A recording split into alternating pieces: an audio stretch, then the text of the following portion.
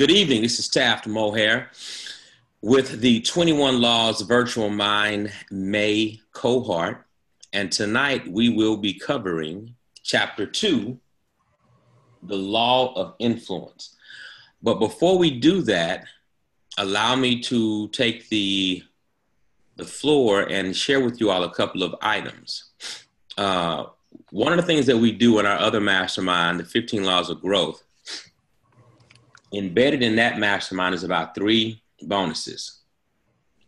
Ashley is a graduate of that mastermind. And you all will hear from her a little bit more in just a second. But what happened in that mastermind, it's 3 bonuses included, but they were so good, Miss Terry, they earned about 8 bonuses. So one thing that I believe in is I believe in sowing seeds.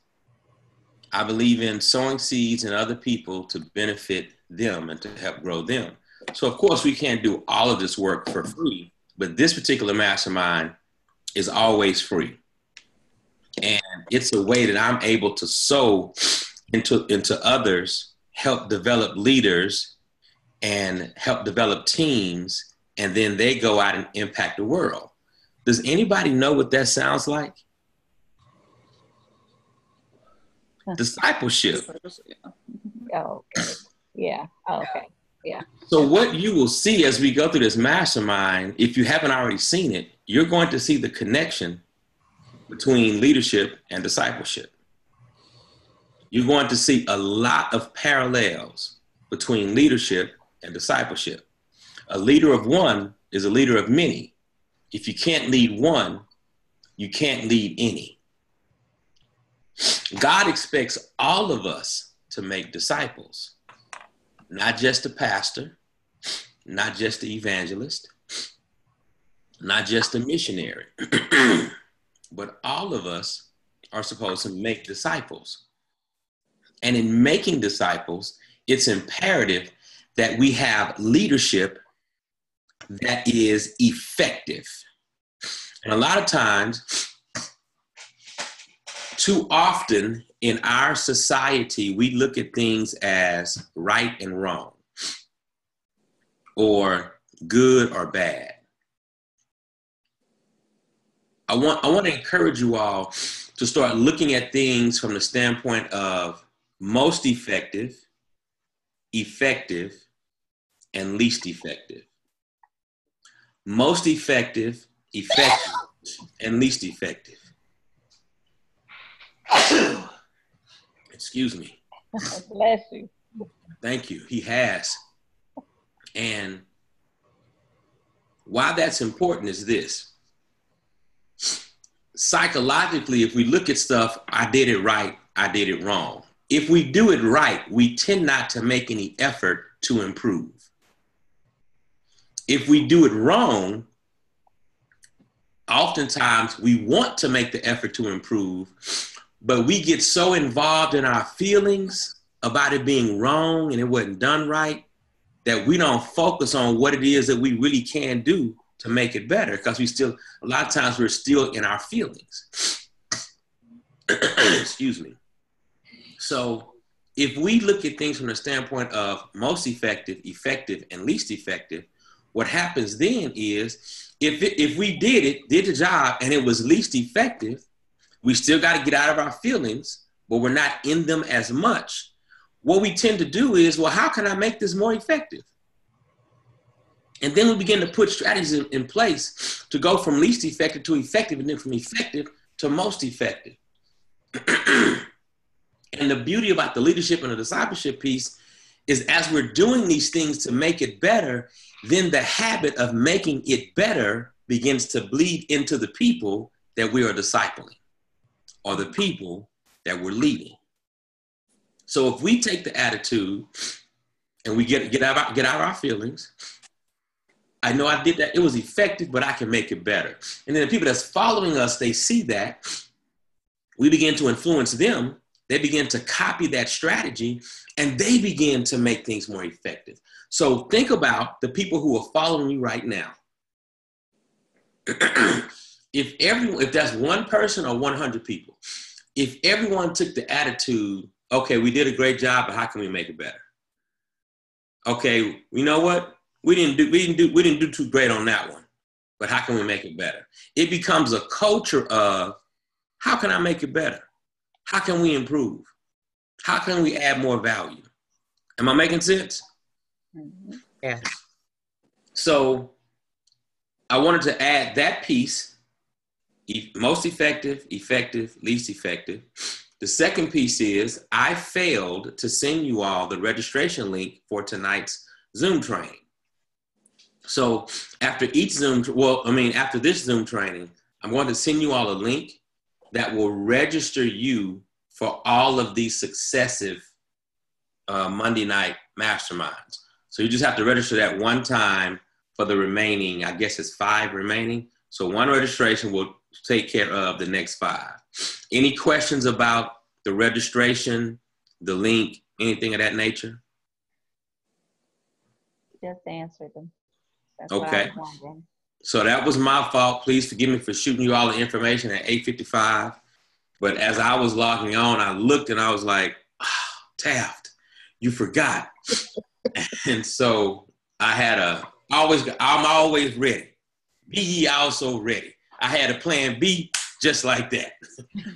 Thank God. Thank God for Zoom. So now the next point before we go into chapter 2 and the final point is closing up chapter 1. Any questions, comments, or criticisms from chapter 1, the mastermind, or your individual reading? Any aha moments, any things you wanted to share as you answered the questions on the law of the lid on page 10? Anything?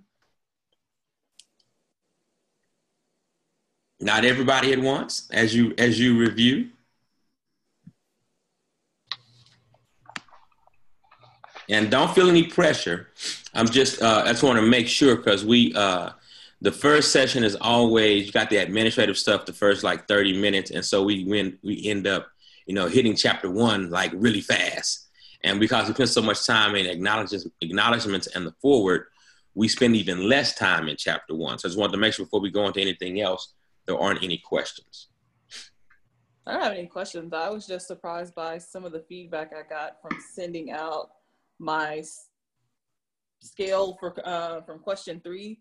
I was like, oh, people think that highly of me because I'm like so hard on myself. I guess I was like kind of like in shock with some of it. I was like, oh, is that really how you feel? But yeah, so that was good. I had that same impression. I was like, oh my God, they got to be just trying to make me feel good.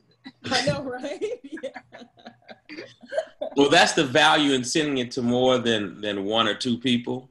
You get a cross section of feedback, and oftentimes, I had a mentor tell me 7-8 years ago, we're never as good as we think we are, and we're never as bad as we think we are.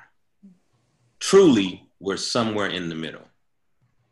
And when you're able to get feedback from multiple sources, and once again, letting the emotion of it go. And I'll give y'all a prime example of what I mean by that. Ashley knows this about me, but after I graduated from Prairie View, I was looking for a way out of corporate America. I wanted out. I used to refer to corporate America as the plantation. Now I understand it is not a plantation, but in 1995, 96, 97, 98, that was my mindset. And thank God for growth. Thank God for books like 21 Irrefutable. This book helped me to grow in that time frame in my life. Well, I looked at it as I didn't want to be there. I wanted to do something different. I was an engineer in Texas Instruments, and I was introduced to the industry of network marketing. By show of hands, are y'all familiar with network marketing? Mm-hmm. Network marketing totally changed my life. A lot of people have negative feedback about network marketing. I have nothing but positive feedback about network marketing. It is work. It changed my life. I loved every minute of it, and I miss it to this day. But I'm focusing on this work because this is the work that God told me to focus on. Long story short, my early years in network marketing, the feedback that you, Ashley and Miss Cynthia were just talking about, I used to get that kind of feedback every Tuesday night and every Saturday morning for more than a year. I would, I have the ability to stand on stage and speak and train. That's a gift. So naturally in network marketing, I was the one training the city, training the state, et cetera, et cetera. And early on, one of my mentors, he would give me a sheet of paper like this, and he would have, you didn't laugh at your own joke, Taft. Learn how to laugh at your own jokes.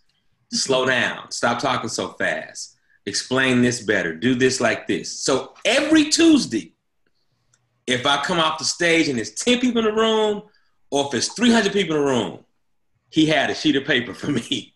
And a lot of times he would just hand it to me and go on. Now I could have got in my feelings and been like, I don't want to read this stuff. I don't want this feedback.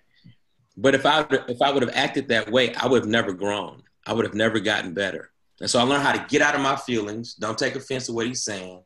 Think about the feedback he's giving me and then move on. And then one day, I've even gotten feedback. You know, there's a word that we probably shouldn't call people. We shouldn't call people this word, fool. But sometimes fools can give you feedback, right? Especially when you're working in ministry, Miss Terry. Sometimes people can say some stuff to you and they kind of forget that they Christians or supposed to be. They forget they on the church parking lot or church property or whatever. And but what God told me in the midst of these kinds of things happening, he said, Taft, be quiet and listen. You can pull some wisdom even from a fool. Because sometimes what they may be saying may be hurtful, the way they're saying it, but what they're saying may have some truth in it. So that was another lesson I had to get out of my feelings, step back, think about what was shared. If it had no value, put it to the side, move on. But maybe it did have some value. If I throw them away with the feedback, then I don't grow myself. And so feedback can be very valuable. I encourage you all as you're leading, you may run into one or two fools. There's not a lot of fools on planet Earth, but they just move around a lot. So you have to be careful where they're moving, all right? So tonight we're going to introduce a new format. It's called the Mastermind Co-Lead format, whereby one of you will do the chapter feedback. So who's ready? I'm just playing. I wouldn't put y'all on the spot like that. Or would I? No, I didn't want to do anybody like that. So what I did is I asked Ashley this weekend, because she's a graduate of the previous mastermind. She's familiar with the format. It's real simple. I'm going to email it to you all. It's simply 3 points. It's 3 questions, basically. 1 to 3 points that resonated with you, 1 to 3 strategies you want to implement, and 1 to 3 questions you may have. Real simple, take about 10 minutes. And so what I'm going to be looking for is volunteers to do it on the chapters that are coming up. And I don't want to assign it. I'm not going to be like that, but I'm looking for volunteers. So you'll have next day or two to say, I like chapter 5. I want to do that chapter. And Ashley's going to show you how straightforward and simple it is. It's not about doing a dissertation or anything. She's going to show you how simple it is. But this is another strategy to create greater participation and greater insight. And that last segment of creating 90% retention is what? Teach it. So when you teach it, you retain more of the information.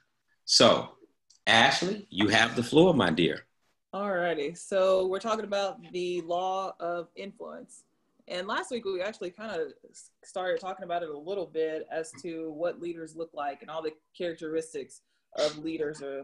But one thing that stood out to me was right underneath the name of the chapter, the true measure of leadership is influence, nothing more, nothing less. And I was just kind of like, wow, like nothing more, nothing less. Like there's nothing in between. It's just influence. And I guess I never really looked at leadership as being such a influential thing. Like, I don't know, I guess I always just, I'm kind of like in these different myths. It's like when people have a lot of knowledge, oh, well then they have leadership. Or if people have, you know, they're in a certain area of their career, then they're, you know, they have this leadership, but not necessarily. But having that influence is a great part of having leadership and being a leader. Something else that stood out to me on page 18, when it's talking about the leadership without leverage, I was like, wow, about how being at, you know, within a church and an organization where your livelihood isn't dependent on your this income or anything, and being willing to do things just because you want to, and to be able to have people follow you. Because I feel like in the church, a lot of times we have the same people doing the same things or doing everything all the time, instead of other people volunteering and wanting to help. You just sit back and look, and you're not getting a check from it. You're not getting paid. It's not your livelihood. So it's like, to be able to have someone that's able to influence people to want to follow and to want to be engaged and do these things. I thought that was really good. And when he said he had the question on page 19 about how can he find like the best leaders in his organization, and he was just like, have them volunteer somewhere and see how well they do at it. And I was like, man, that's good, because that's going to let you know if they have that influence or not. And then the last thing, I mean, there's a lot of good stuff, but the last thing that stood out was on page 20, where at the bottom where it says, I love the leadership proverb that says, he who thinks he leads but has no followers is only taking a walk. If you cannot influence, then they will not follow you. And if people won't follow you, you are not a leader. That's the law of influence. No matter what anybody else may tell you, remember that leadership is influence, nothing more, nothing less. And I was like, I just thought that was really good. So things that I would like to implement is just, I don't know, I guess trying to be more influential and being more consistent with everyday things. Kind of jumping over into chapter 3, where it was talking about doing things daily. Like, it's not going to happen overnight, but consistently doing things and working on those things. Something else that I had a question, I don't know, I'll just maybe get some feedback from you all, is like, as far as being influential, like, what are some things that works for you all? Like, what are some of your go-to things that are like, without thinking about, like, this is just something that you guys do on a daily basis or whatnot? Does anybody have anything? One thing that comes to mind when I was trying to process the law of influence as it relates to what I do on a weekly basis with others, not so much now as when I was in the workforce, because I was always training, I was always implementing new skills, new processes, or new procedures in education, and especially when we were going through the changes, like looking at what the national guidelines would be, and then each state had to develop their own state test, their own state accountability and procedures for teachers, superintendents, school boards, all of that. But anyway, I was trying to process, and when you ask what sticks out as to what you have to do now, right now, and I guess Cynthia can speak to this too, we kind of are, we right now, we are given tasks that we have to develop for the children or for adult training, or we're given the task and then we have to develop it. And so I said, well, law of influence, when you're doing a presentation, how are you going to make sure that they are getting the material that you have been given to for them to take and decide that they're going to follow suit. I mean, fall in line and follow the leadership is what the leadership wants us to do. So I said, well, how do you do that? You know, because we just have to present. We're given something that we have to get our volunteers to buy into. We have to motivate them to want to be able to do that. Okay. And we have to be there to support them as they are doing whatever it is that they're doing, whether they're teaching the class, whether like this weekend, ministry fair. I'm still hoarse from trying to influence people to come and join our ministry.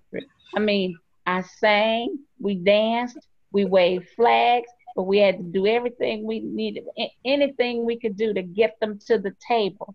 And then when they came to the table, we had to sell our product. We had to show that there was something for everybody in children's ministry.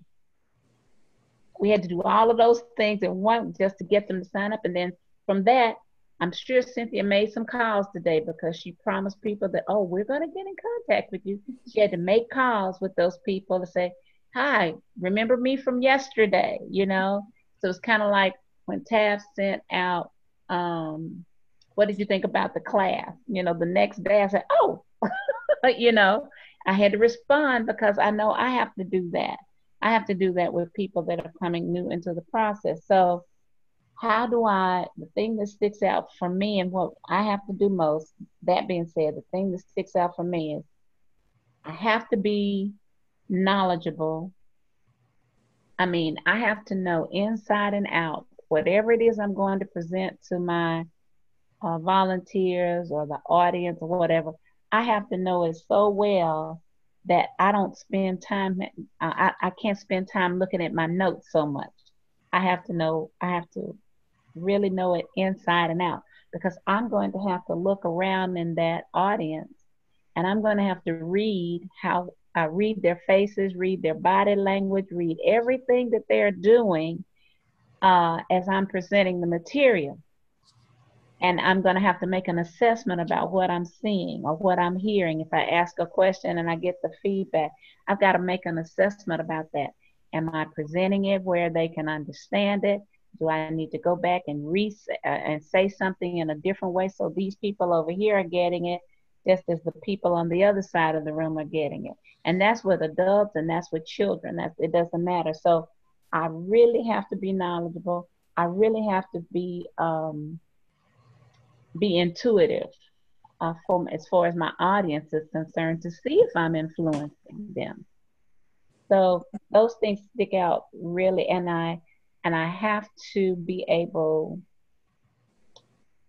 in other words, my character and the way that I'm presenting the material, I have to know and I have to believe in what I'm presenting so that they will believe me and what I'm saying. So I know that knowledge, character, intuition, those are the three top things that I have to focus on whenever I'm standing before volunteers, children, it doesn't matter. I have to know those three things. And with children, I have to bring all of I have to have that relationship because I'm going to see those children again. My training session, I may only see those adults maybe one or two more times. But when I see them, like when I saw many of them in ministry fair this past weekend, a lot of them I trained in true colors. So I've got to be able to actively listen to them when they talk about something that they said, I tried this and it didn't work. You see, and I have to be able to recall all of that and stay on point because if I'm going to influence them and I'm going to be supportive of them, I have to have all of those things in the play. Mm-hmm. Yeah, I've talked enough, so you know. Good. That's good. Thank you. That's good because I was thinking about on the question page or whatnot on page 21 about finding an organization. I actually decided that I wanted to work with an organization maybe about a month or so ago. They came to our church and talked to us. It's a kind of like a battered women's shelter, the women that have been like assaulted or whatnot. And on our last leadership call, or growth call, I actually shared that I was a survivor of sexual abuse. And so I want to be able to go and not only, I guess, influence these ladies, but like give them hope and give them, esteem and let them know that that isn't it, that it's, they're like, that's just not their end, even though they may be in this situation. And so I've been really like praying and, just kind of trying to figure out like the best way to go about once I get into that environment. And I know, of course, I have to just be myself. And like you were saying, like being actively listening to them and, letting them just be comfortable around you. So yeah, that was like my last thing. But yeah, so I guess that's all that I have for this evening. That was fantastic. And Ms. Terry, no, you didn't talk too long. That was excellent feedback. Remember, it's not for Taft to sit here and lecture. Because I know as you were talking, I took a lot of notes. I'm pretty sure your sister took a lot of notes because she wants to outdo you because you tried to outdo her last week. That is not true. So on that was a great question though, Ashley. What specifically are you all doing? One of the laws, the first law in the 15 laws of growth is the law of intention. And how are you intentionally putting yourself in positions to influence the people who follow you? What are you doing? So Ms. Terry said she ensures that she's knowledgeable about her product. Excuse me. Ms. Terry said she works on her communication skills.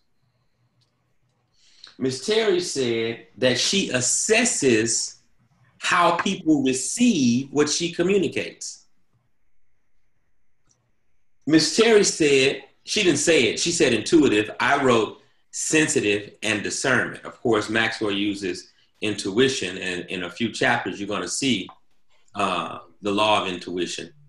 And so Ms. Terry also talked about character. Character is at the core of everything you're going to do in leadership. And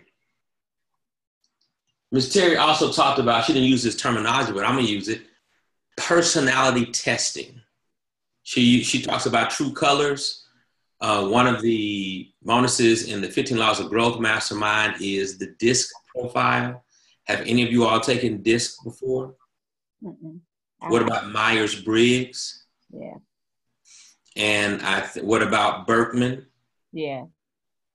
And so I've trained, let me say it correctly, I haven't trained them. I have encouraged lots of people to do personality testing. And a lot of people don't see the value in it. And some tests are not as good as others, that's true. Berkman, in my opinion, is the most thorough that I have ever taken. And I've taken DISC, Myers-Briggs, Berkman, Well-Dolphin and Shark, True Colors. I've taken a lot of them, but excuse me, Berkman is able to run all of these reports. Mm-hmm. So if you've taken Berkman, but they didn't do an exhaustive report on you, you haven't really taken Berkman. Because when you see sometimes, and I know a lot of times it depends on who contracts Berkman to run it. They only want to pay for certain reports. I had a chance to go to the Berkman office and sit down with the VP of the company. And so they walk through a whole bunch. I'm like, y'all do all of that off these questions? And it blew me away. But I even learned stuff about myself. So when you learn stuff about you and what makes you tick, what ticks you off, what makes you work in a better environment, it aids in your ability to influence people. And then you can help them take a test and then see, you know what, maybe you're not in the right field.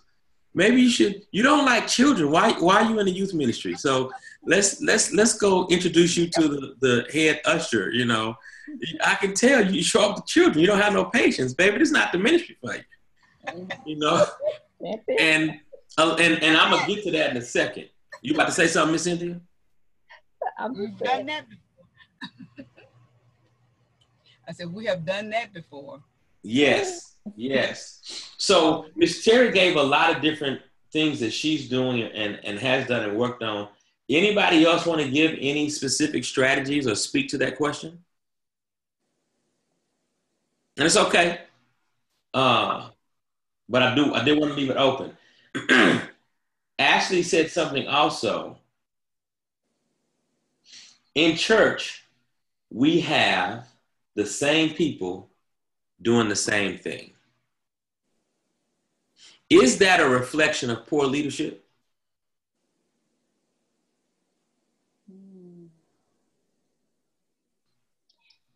I don't think that is necessarily when you speak about like that in terms of a church as large as we have, and with so many diverse ministries, I'd have to narrow that question down to say, okay, children's ministry has like maybe 10 or 12 other ministries under children's ministry.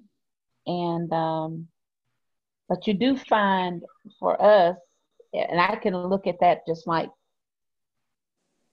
one large organization, you know, just with the programming and the everything that we do year round in children's ministry.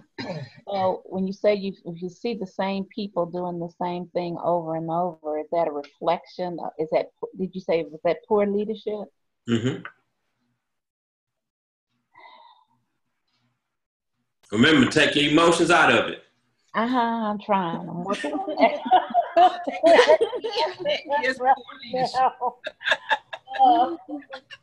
I'm going to say not leadership, but management. And there's a difference in leadership and management.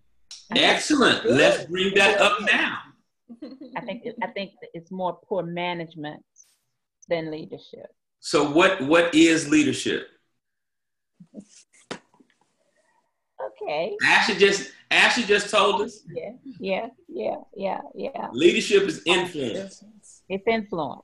Nothing more, nothing less. So let's use that definition for the remainder of our lives. And if you want to change it, you know, cool. But in the mastermind, that's the definition we're going to use. What's the definition of management? I think management is more trying to get the task completed in a timely manner and all stakeholders involved with whatever the task it is. The manager's trying to just get the process done. Whatever the tasks are, is trying to check off all it did this good, to do this, like a to-do list, and the manager is trying to make sure that they're getting the list completed. Everything on the list is done. Okay. I want to add some other stuff to it, but I would much rather. I'm just saying I define that for this organization that I'm talking about. Okay. Different, to me, it's different management procedures that are implemented depending on who the leader is. And if the leader doesn't understand that they are doing more managerial tasks instead of actually leading the organization, that's why things go in opposite or varied in sundry directions. That's very good. That's very good. I'm glad you are applying this to your current situation. So, Miss Jerry, do you have some feedback, leadership, management, differences, similarities?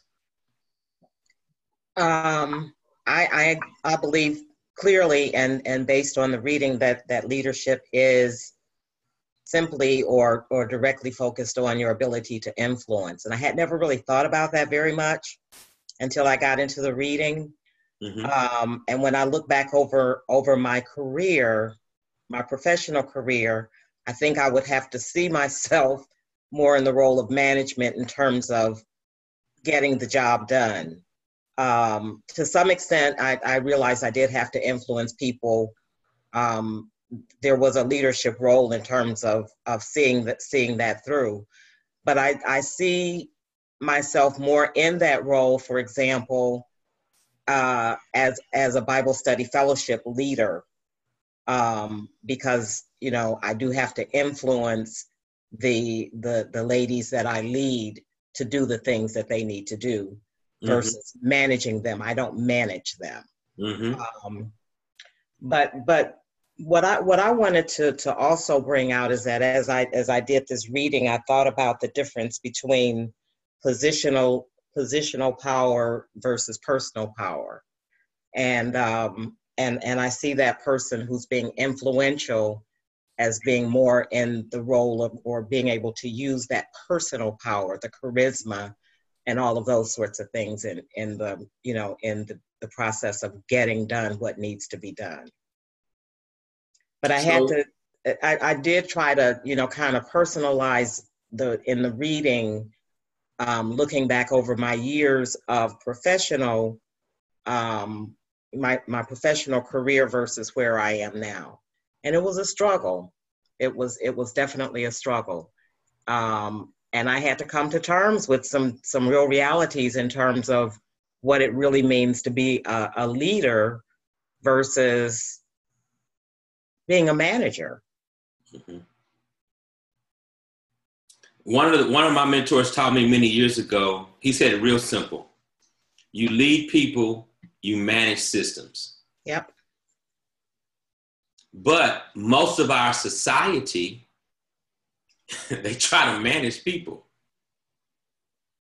And let me share with you all why that is. Prior to, I want to say 1992, there were no books on leadership. The books that were written on leadership were actually management books. Yeah.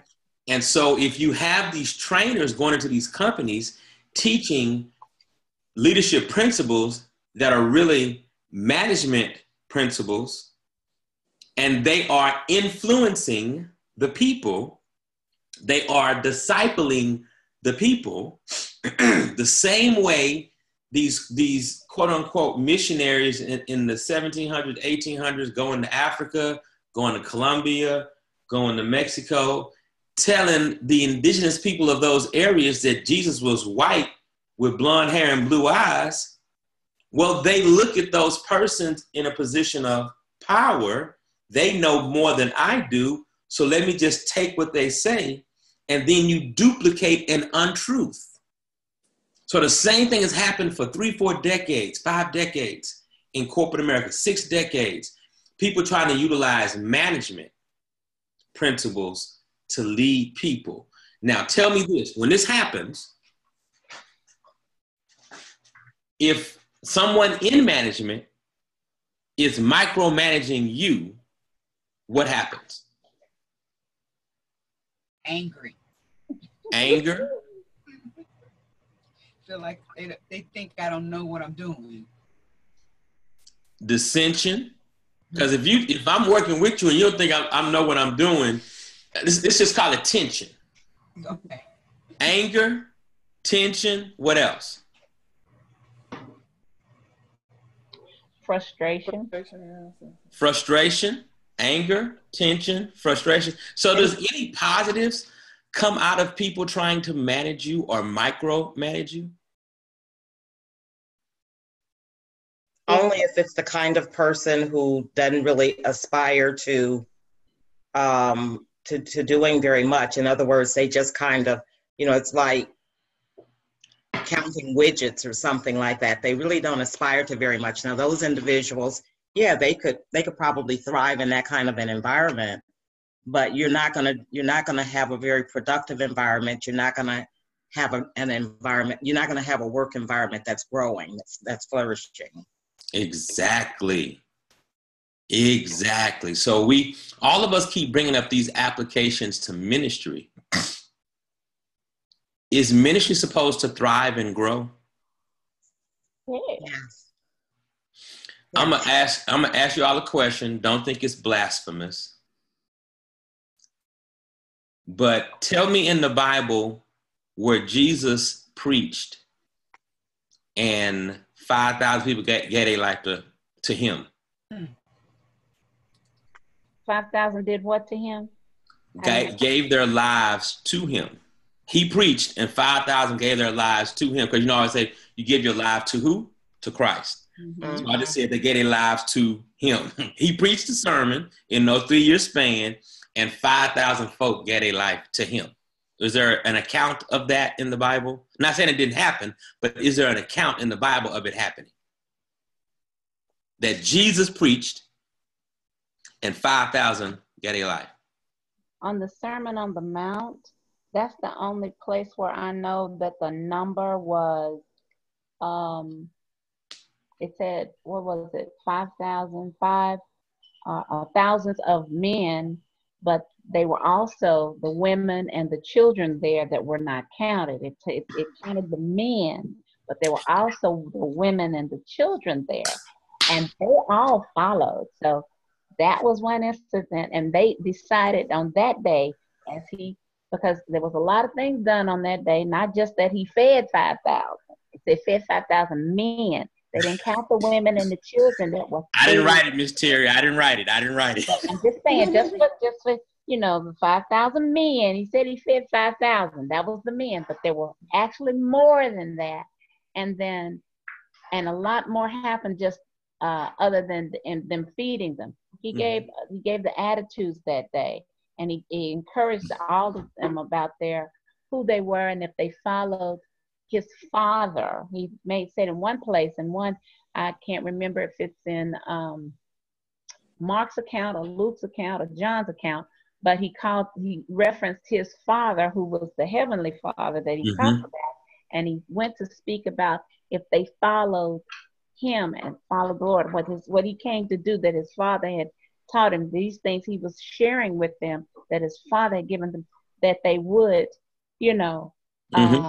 reap the benefits of that. So, and that, if you take the accounts from Luke, Mark, John, and put them together as one story, one line, you will hear that if he said, if you do these things and follow me, that you would be with him, as when he goes to his father, that you'll be part of his father's family. Now, take what Miss Terry just shared with us, and let's combine it with the last point Miss Jerry shared. She said, thriving and growing. Mm-hmm. So Jesus led 12. Jesus discipled 12. Mm-hmm. Those 12 minus the 1, making it 11, duplicated what he did. But the word gives us a numerical account on Peter's part. Mm-hmm. The first sermon in the New Testament church, 5,000 got their life to Christ, right? Now, I don't know if that account, does that include women and children? Because it may have, did it just say men in that account too? Men, because on the day of Pentecost, after he preached to the men, but the women and the children were also there. And not only that, their servants were there, their whole household. When they talked about their household. Exegete that word, Miss Terry. Exegete that word. So this is the point. The point I'm throwing at you all is the statement Miss Jerry made, thriving and growing. So as the follower, Peter saw the leader, Jesus, do the work. And then Peter duplicated. Mm-hmm. And Peter was thriving and growing. But Jesus duplicated himself in 11 men. Mm-hmm. Well, women too. Let's be clear. But just from a biblical account for right now, I'm talking about those 11 men. And then they begin to duplicate. So as you are in leadership, what in you is being duplicated in the people who are following you, and can they thrive and grow as you are influencing them? We should be, these things that John Maxwell brought out, these things that Ashley brought out, these things that Miss Terrier brought out in this chapter 1, we should look for results like what Miss Jerry brought out, thriving and growing. Mm-hmm. Thriving and growing. When I'm looking at leading my family, am I doing what I need to do so my family can thrive and grow? Mm-hmm. What I do in work, am I doing what I need to do so that my family can thrive and grow? And sometimes the answer is going to be no. But then when the answer is no, do we get in our emotions? Do we say, you know, what would have to happen for me to thrive and grow? What do I need to change? What do I need to read? What mastermind do I need to enroll in for me to thrive and grow, and then put my team in a position to thrive and grow? So, and this is, and I was really simple in that example. I said family and work. But who are you discipling? What Bible studies are you leading? I remember being in college, and I came home one weekend, and Sister Starling, the head matron, she told me when I graduated, or before I graduated, baby, these children watching you. They ain't worried about me. Children not looking at me. And when I came home one weekend from PV, first, second weekend I come home, the children, and I was a youth president for the youth ministry. Some of the children like ran up to me and were just like so happy to see me. And I was kind of like, how y'all doing? What's going, how y'all doing? What's going on? And immediately what Sister Starling told me several months before hit me in my head. Now, at that time, I didn't think about it as influence. I didn't think about it as they're following me. I didn't think about it as, I just felt like I had a position as a leader, but I wasn't like trying to be this leader, you know. Maybe I should have been, but I wasn't trying to do that. I had this position, and let me manage this position. That was my thinking back then. But when I reflect on this stuff, Miss Jerry, I too have these thoughts of, didn't take advantage of that. I fell short in that area. Mm-hmm. Ooh, you fell short in that area yesterday, you know? And it makes you look at yourself and say, self, how can you do better? And when I first read this book, I was borderline depressed because I thought I was a leader. And I thought about scanning some pictures for you all tonight, because just recently I was cleaning up my office a couple of weeks ago, and I found some pictures. The leadership development that I've gone through in my life has been unlike what most people go through, in that in middle school and high school, I was in all these leadership positions, from stuff at school to majority stuff at church. And then when I got to college, with the exception of my freshman year, when I just kind of kicked it my freshman year, but from sophomore year on to graduation, I was extremely active in an organization called the National Society of Black Engineers. And NSBE had fall regional conferences, spring regional conferences, national leadership institutes, regional leadership institutes. So that's 4 different leadership exposures and development in college that I had every single year. So by the time I graduate from 90 to 95, I had basically been in 16 to maybe 20 different leadership development environments. Now, how many college students do you know who get that? That's not common. But in the midst of it, I don't see what's happening to me. I don't understand, but I began to see the results that we were producing. And it's one thing if you're in an environment where excellence is commonplace, when other people get around you, then they can help you see, hey man, this is not the norm. But if you're in this environment for 5, 10, 15 years, whatever the case may be, it wasn't 10 years for me, it was just those 5 years, it was the norm. And so by my 5th year at PV, I had my chest was stuck out. I thought I was something, I'm getting these job offers, people talking about my leadership skills and blah, blah, blah, blah, blah. But when I picked up this book, I was humbled. I was chopped down several inches.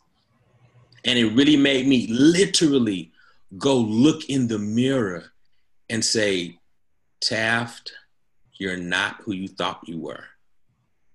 And I even thought about instances where in my leadership, where it was more I was managing. And I created, in one situation, people were afraid to bring their, in this organization, Dean Student Council, people were afraid to bring their reports to me.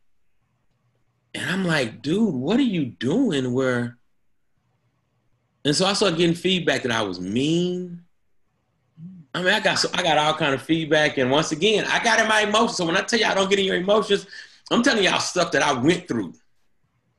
I got in my emotions, and as a result of getting in my emotions, at first I rejected the information, then I started to receive the information, but then I started to retreat. Because if I'm making people feel like this, I don't want to make them feel like that, so I'm just not going to do anything. I'm going to leave from over here in the corner. I'm not going to say too much because, I don't want to make you feel that way. And so then I made my leadership null and void. And I had to learn how to work on me. Thank God, I guess maybe 3 years after that revelation is when this book was introduced to me. And this book helped me to break through some things, see some things about me, correct some things, ask for forgiveness. Because what I thought leadership was, I had really fallen short. And I was fooled by the results that we were producing. But if it's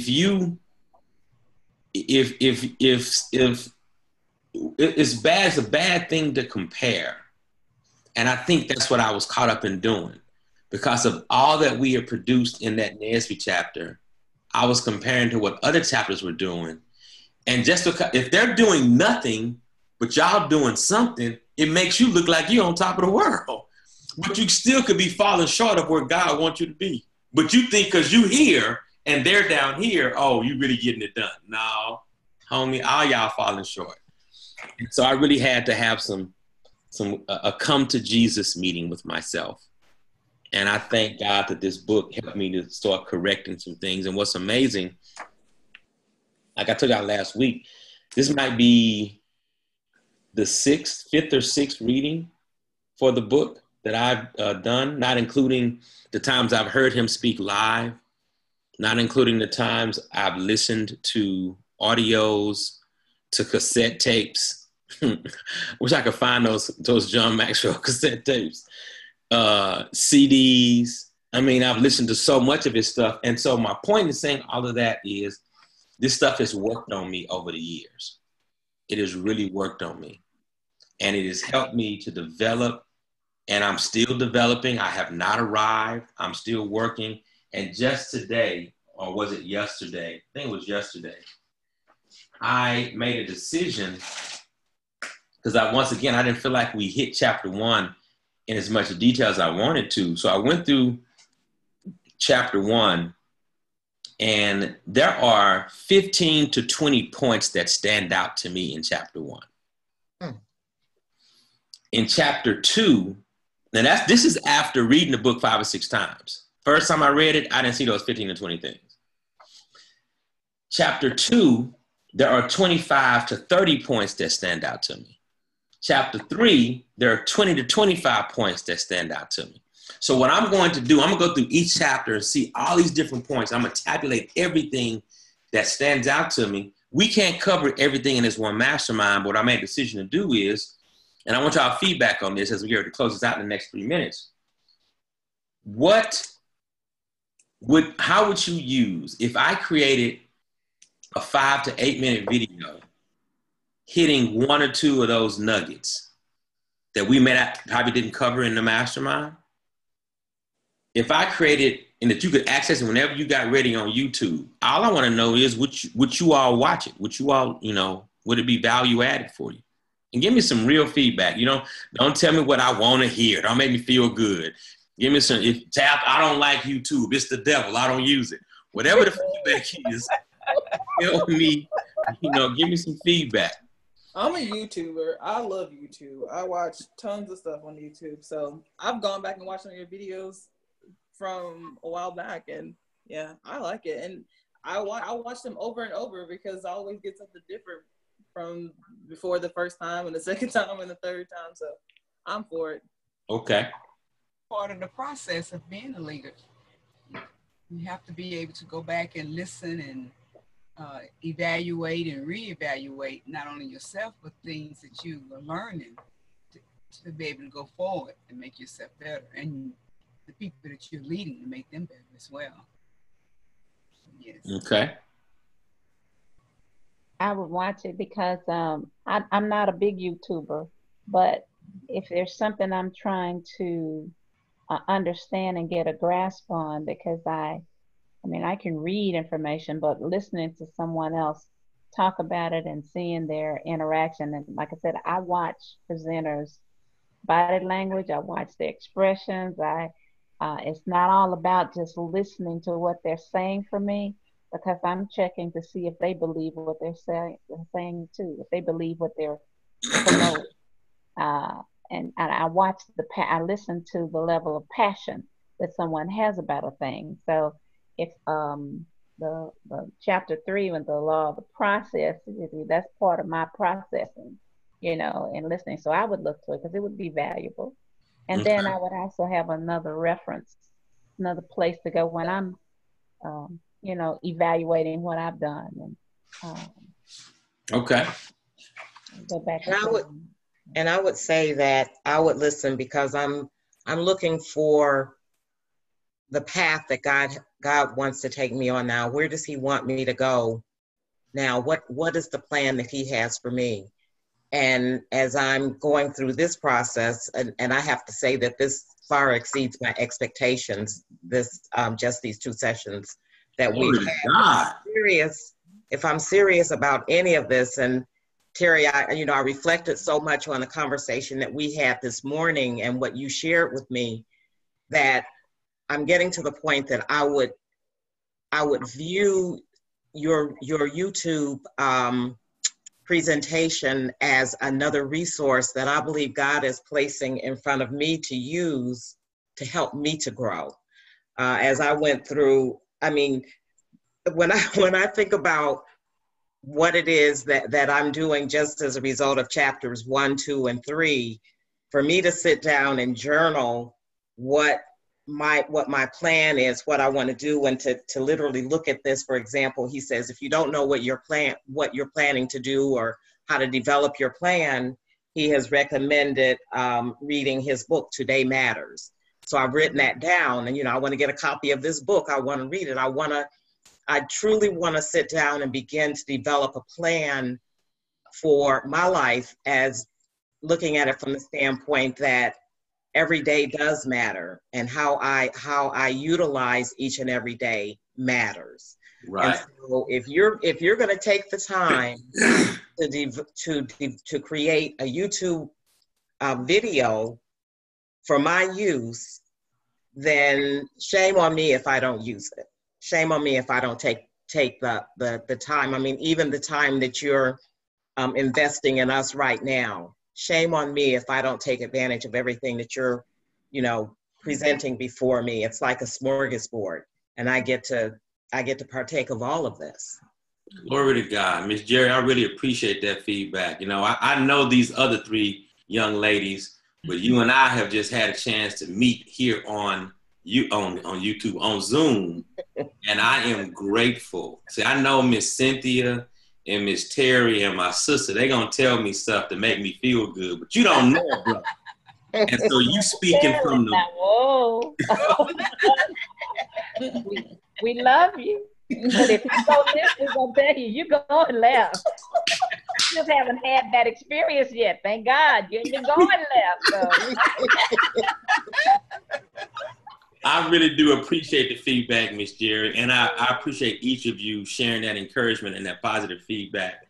And you actually gave me an additional idea, Miss Jerry, so thank you. I wrote that down, so I'm definitely going to do it. And I want to end with this story that speaks to influence, but has nothing to do with this chapter directly. The word tells us that your gift will make room for you and bring you before great men. And I haven't transliterated that, Miss Terry, but it might be men in the Old Testament. In some transliterations, it's the word anthropos, where we get anthropology from. And anthropos means men and women.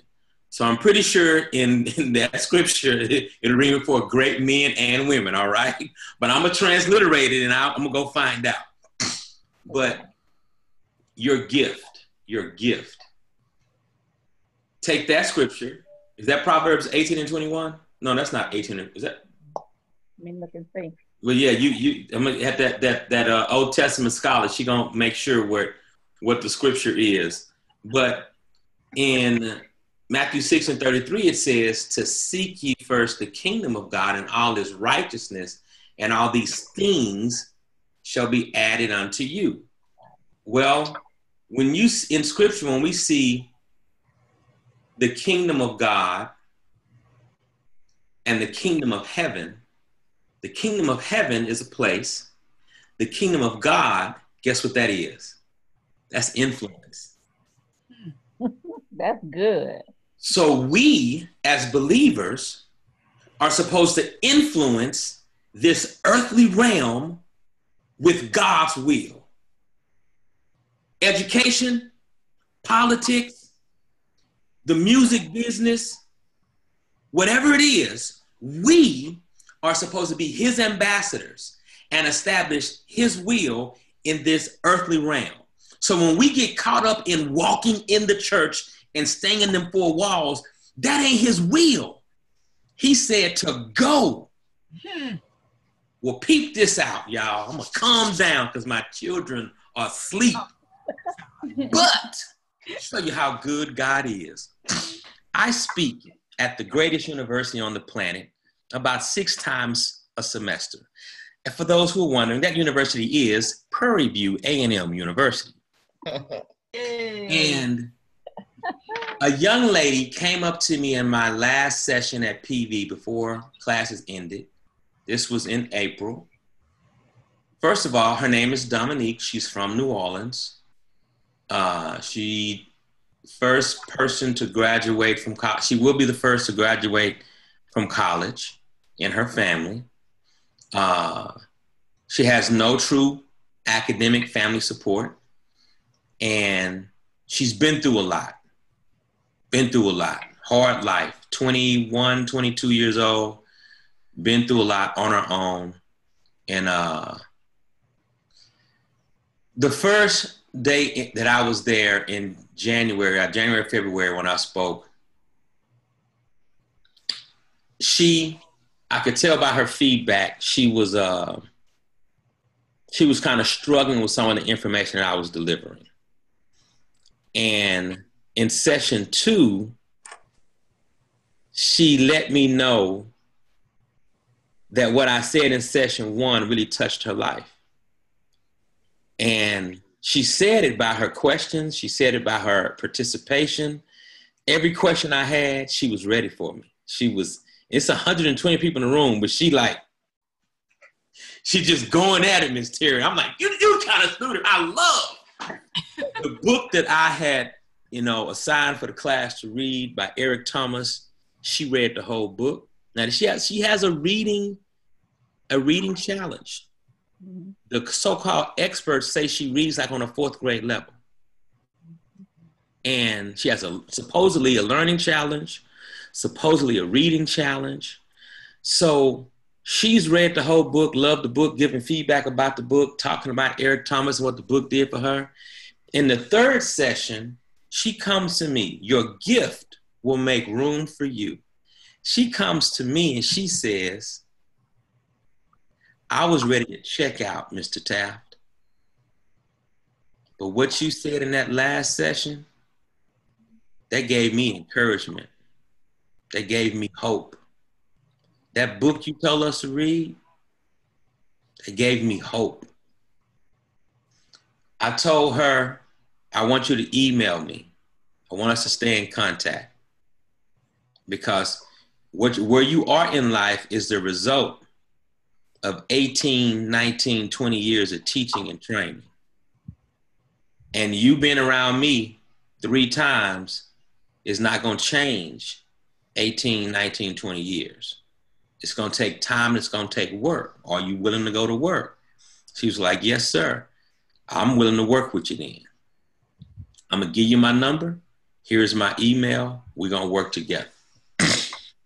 So school ends. No, final start. I text her, I think, a prayer. She let me know she was a believer. I text her a prayer. That led her to asking me where I worshiped. So I tell her about my church. And then I told her I'm going to get her the Kingdom Words to Change Your Life book. We're talking about influence, right? Mm-hmm. So I influenced this young lady. She's receptive to the influencing. One of y'all brought up hope earlier. I think it was Miss Terry. And as a leader, we have to have hope, but it's important for us to give hope. I could tell this young lady is vacillating every day. Life is hard. She's struggling. So I want to encourage her. I want to do what I can. So I'm sending her resources. Watch this, read this. Fast forward. She wanted to visit Windsor. She told me last week when we had one of our sessions over the phone, she said she was going to visit Windsor on this coming Sunday. And I said, great. But the challenge is I won't be there. That's not a problem. I'm going to have a friend take care of you. Well, I forgot that those friends wasn't going to be there either. And so the people I had in mind were not available. I texted her Sunday morning because I wanted to make sure she wasn't going to just not show up. You know how we can get lazy sometimes. She was like, no, I'm on my way. So she ended up getting to the church for 10 o'clock service. Then she got there about 9:30. Made her way into the sanctuary. And I'm driving back from Dallas, Texas. I'm in tears listening to the service. Everything Pastor Caldwell preached on, she and I have been talking about. And I'm in my car crying, listening to Pastor Caldwell, because what he's preaching on, she and I have been talking about the past 2-3 weeks. I'm crying. I'm just saying, thank you, Lord. I'm elated because I know this young lady needs hope. And then Pastor told me, I told Pastor I wasn't going to be at church because I was going to Mark Graffin-Reed's graduation in Dallas. Pastor told me, you need to get the DVD because you're going to miss this. And so the young man, I don't know if any of y'all watched, and I'm going to send you the link. If y'all didn't see the 10 o'clock service at Windsor Village, you need to see this service. Because the young man, the pastor brought the stage with his grandmama and his mama, and he's an 18-year-old. He got a scholarship to go play football at Alabama. Alabama is the top program in the country. And this young man, if you get picked up to go to Alabama, you good. And this young man, Nick Saban says he's probably the best in the whole country. So Pastor says he wants the grandmother to tell the story. The grandmother says that when he was pregnant in his mama's belly, the doctor said, you should abort this baby because you are in a situation where you could die. He's probably going to have some kind of issues and never be able to walk. So you should abort this baby. She called her mama. Her mama dismissed what the doctor said and said, we just got out of 12 weeks of teaching on faith. And we're going to do this, this, and this. She spoke that word over that child and went on. The mama said she got the phone with her mama, the grandmama, and said, she crazy. These doctors telling me and my baby and so she was naturally, in the natural, she's fearful. She didn't abort the baby. This young man can stand flat-footed and jump in the air and turn a backflip. He doesn't have to run. He don't have to get on nothing. He can just stand flat-footed, jump up in the air, and turn a backflip. But the doctor said he wasn't gonna be able to walk. So this young lady Dominique, that went to church, the doctors have told her, you're not gonna be able to go to college. You're not gonna be able to function. She already has an associate's degree and she's working on her bachelor's at PV. So when Pastor did all of this from stage, her hope meter was just growing, getting bigger and bigger. So church is over, she shoots me a text. I'm in my car just elated and I'm thinking, I need to call her, I need to follow up with her, I need to touch base with her. I'm on 45, I didn't hit Conroe, and I'm just fired up. She sends me a text. I don't think I saw it immediately. I hit her back. She says she was in her car. She wanted to get a CD of the service, but she didn't know where to go, so she leaves. I call her. She's not that far from the church. She turns around, goes back to the church to get the CD she wanted after we talked. And the ministry fair was going on. Do you know what she did? She signed up in 3 ministries. Wow. Wow. Influence. Influence. Awesome. So, y'all, I was just so elated driving back from Dallas. I was just fired up. And I was literally in my car just crying and praising God for this young lady's experience at Windsor, for us to be able to connect and me to be able to pour into her. So I don't want y'all to, like I told y'all last week, Lupita Nyong'o, your voice has value. There are people who need to hear you give them some hope. Take what you've been through. Kirk Franklin said in one of his songs many years ago, pain has purpose, Ashley. Take that pain. Whatever the devil meant for harm, take that pain and give somebody some hope. So yeah, go volunteer at that women's shelter. You should. Because your pain has purpose. So with that, forgive me for going 16 minutes over the 10 o'clock hour. You all go expand God's kingdom. I've enjoyed you all this evening. Thank you for the feedback, and we will start pushing those videos out. All right? 18, 16. Okay. 15, 16? 18, 16. 18 and 16. Thank you. That's our Old Testament scholar. Thank you, Miss Terry. Miss Cynthia, you're going to be the New Testament scholar, all right? All right, you know, I'm going to go ahead and receive that. All right, then. I love you all. Y'all be blessed and have a magnificent week. Okay, you too. Bye. Bye, everyone. Bye-bye. Bye-bye.